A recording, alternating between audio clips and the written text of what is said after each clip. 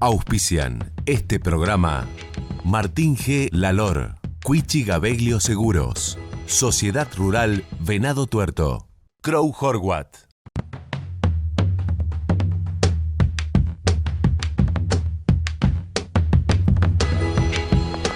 Hoy en Tranquera Abierta, manejo y experiencia en cultivos de cobertura, expectativa por la campaña de sorgo, cultivos de colza y camelina.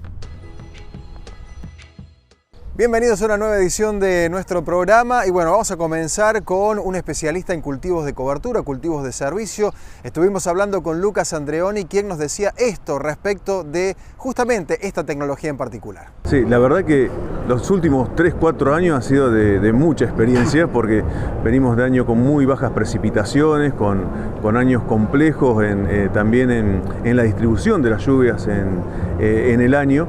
Y lo que estamos viendo es que en esto la clave es el manejo de los cultivos de servicio. El cultivo de servicio, cuando está bien manejado y uno no se fija qué tamaño tiene el cultivo de servicio, sino cómo está tu perfil de humedad y tomar decisiones a través del perfil de humedad para que no te afecte los cultivos de renta, ahí es la clave. Nosotros siempre hablamos de 3 pilares, que es la planificación y el diseño y el manejo de los cultivos de servicio. Cuando uno hace con tiempo todo esto, la verdad que bajás muchísimo las chances de fracasar o tener problemas con los cultivos de servicio. Y creo que pasa por ahí, de cómo empezás a manejar bien los cultivos de servicio para que no te afecten el cultivo de renta, que es después el que nos paga el puchero a todos, ¿no?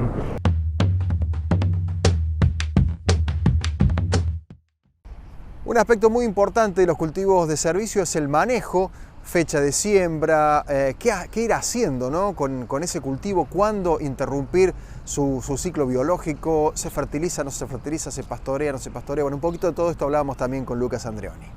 Y te diría que casi en un 100%, porque es clave las fechas de siembras en que lo haces. Uno tiene que empezar a adelantarse lo más que pueda, porque sabemos que después, sobre todo en la zona que estamos en Argentina, de la media de la zona centro, ¿no? Del medio para abajo de Argentina, en invierno ya abril ya empieza a ser tarde. Entonces, bueno, hoy hay muchas tecnologías que uno puede meterse, ya sean siembras aéreas, siembras al voleo, que te puedes empezar a meter mucho en los maíces y todo, y después hay otras como que cuando cosechás la soja, por ahí es más difícil, pero bueno, por ahí la clave es, creo que en esto todavía nos falta mucho por investigar.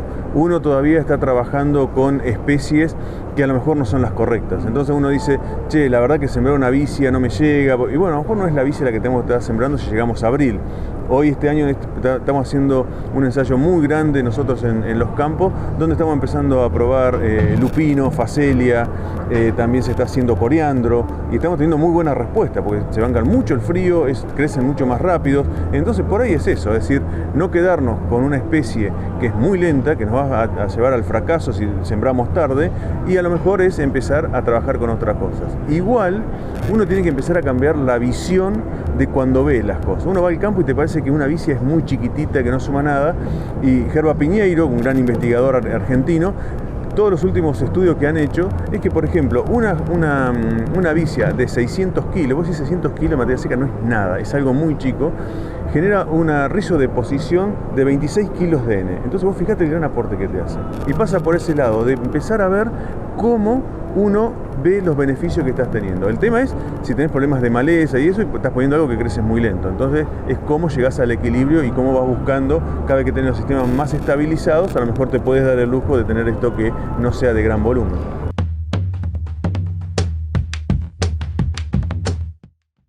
Una cuestión destacada de los cultivos de cobertura es también el hecho de, digamos, la experiencia que crece, digamos, todos los años en multiespecie. ¿Qué significa esto? Bueno, por ahí nosotros hablamos de vicia o hablamos de centeno como cultivos individuales, pero cada vez hay más experiencia y más resultados interesantes en cultivos multiespecie.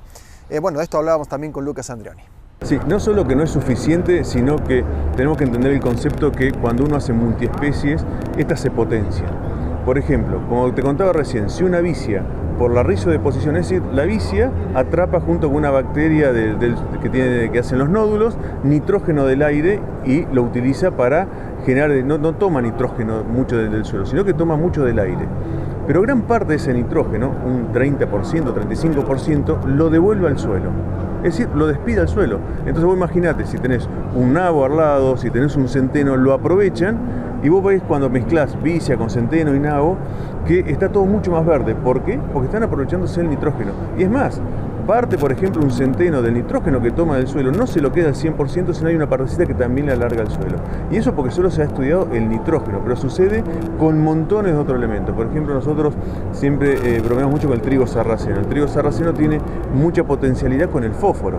Entonces, cuando haces multiespecie, empezás a tener una disposición muchísima más grande de este tipo de nutrientes. Y así es como se potencian, y cada vez cuando vos ves multiespecie, ves que están más lindas. ¿Por qué? Porque tienen eso, generan, es como una pastura. Vos haces una pastura de alfalfa, es una cosa, haces una polifítica y la ves como más linda cuando arrancan. Y eso no solamente es visual, sino es una cuestión química, física que sucede en el suelo para la fenología de la planta.